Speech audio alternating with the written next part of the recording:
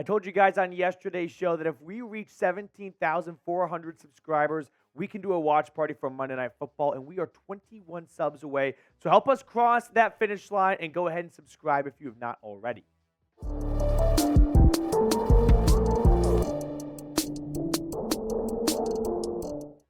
Baron Browning is the mystery man. I think he is the X factor for Denver in the second half of the season if they are really serious about going on a playoff push and turning a 1-5 season around and sneaking into the big dance. So, welcome into the Broncos Breakdown. A bit of a unique show today. We're going to talk all about Mr. Baron Browning, who is back. He has played the last 2 games of the season, and coincidentally, he is 2-0. The Broncos are 2-0. Is he the missing piece of the puzzle? Well, let's dive into that on today's show. As Zach Stevens tweeted out that Justin Simmons said Baron Browning is Von Miller-esque.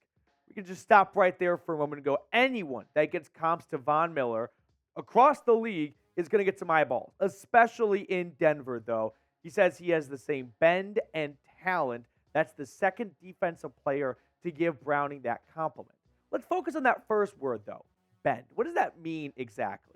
Well, let's kind of throw the tape on for a moment of the Broncos-Packers game. It was Baron Browning's first game of the season, and you can see here he's going up against Green Bay's left tackle. He came in with a big head start, plenty of separation. So for the left tackle, this should be somewhat routine, right? You've got plenty of time and space to size this up, but this is where the bend comes in.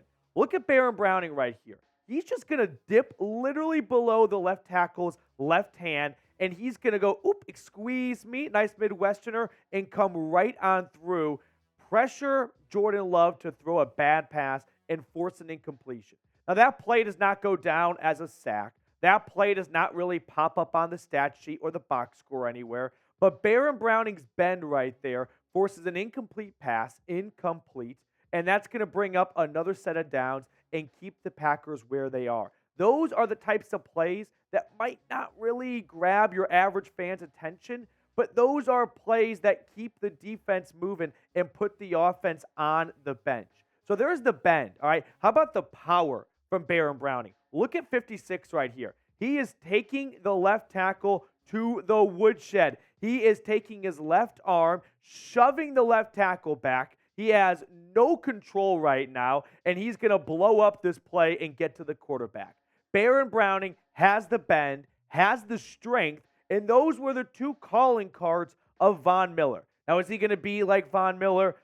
No. I mean, Von Miller is a Hall of Fame type of player, right? I think it's way too early and premature to say Baron Browning's on the same career path that Von Miller was on, but I think you can make a fair comp as the style of play, right? The type of player Baron Browning is and who he reminds you of. But I am not going to stand here and say, that's the next Von Miller right there. No, Von Miller is going to go down as a top 3 Broncos player of all time, with Elway and Peyton Manning in my eyes as really the best defensive player in franchise history. And there are a lot of greats on defense too.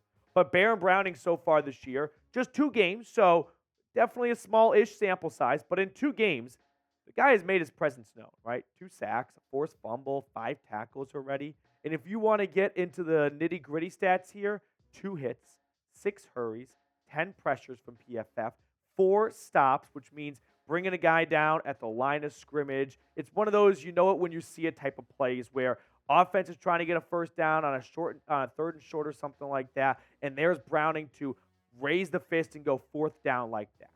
Ultimately, I think if Browning, Nick Bonito, and Jonathan Cooper, those 3 guys right there can stay healthy, that will dramatically turn this defense around. This is the same defense they gave up 70 points in Miami not too long ago. I mean, week 3 of the season. We're not at week 10 just yet. We're almost there. We got Thursday Night Football in a few hours.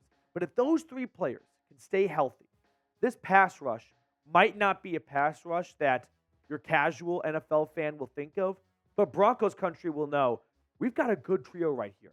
We've got the 3 Musketeers, and maybe none of them pop off for 10-plus sacks or 12-plus sacks in a season, but if all 3 of these guys finish with 8 to 9 sacks, I mean, let's go on the conservative end here.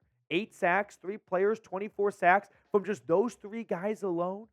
Toss in a little bit from Zach Allen and some other contributors, Josie Jewell, Alex Singleton, and this Broncos defense and the pass rush specifically is going to be in for a dramatic turnaround. Now, we're going to add more to this conversation, so make sure you stick around for that in just a second. But testing my skills on Prize Picks is one of the most fun things I do every single week, and I want you to come along and join me. Because thanks to Prize Picks, I've had some of the most fun watching football and winning up to 25 times my money this season, and I can also play during basketball season as well. Here's how Prize Picks works. You just select 2 or more players, pick more or less on their projected stats, and place your entry. So for this week, here is who I am rolling with. I'm taking the more on Mac Jones for a few reasons. One, when I wake up Sunday morning, I have an invested interest in this Germany game between New England and Indianapolis. 2, Belichick and the Patriots got to win this game. I think Mac Jones plays his best ball yet. I like the less on Kenny Pickett, though. Pittsburgh Steelers, biggest frauds in the NFL. Take the less on his passing yards. And then Deshaun Watson, the best quarterback of all three right here, has the lowest passing yards. Yeah, I'll take the more on Watson.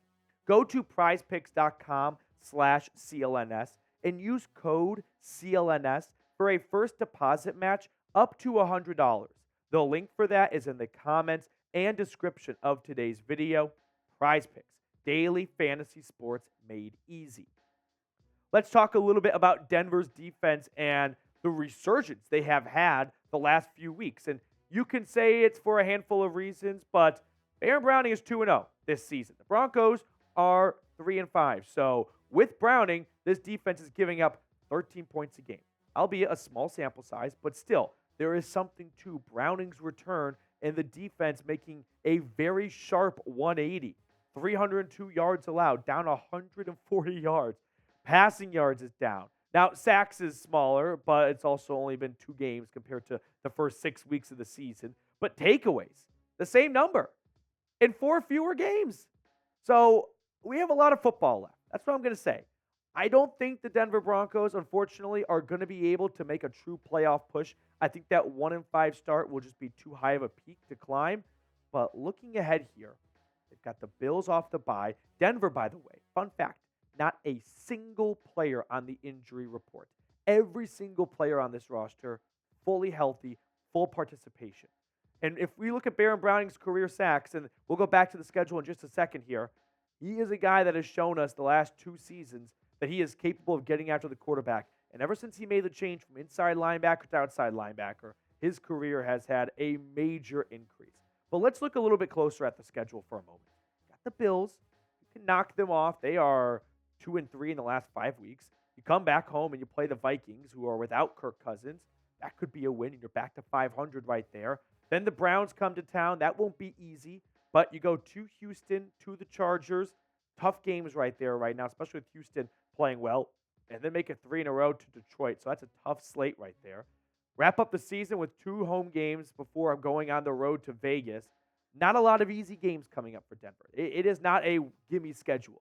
But if you can get to 5-5 before playing the Browns, the Texans, the Chargers, and the Lions, man, if you go 2-2 in that 4-game stretch, give me 7-7 going into the Patriots, Chargers, and Raiders.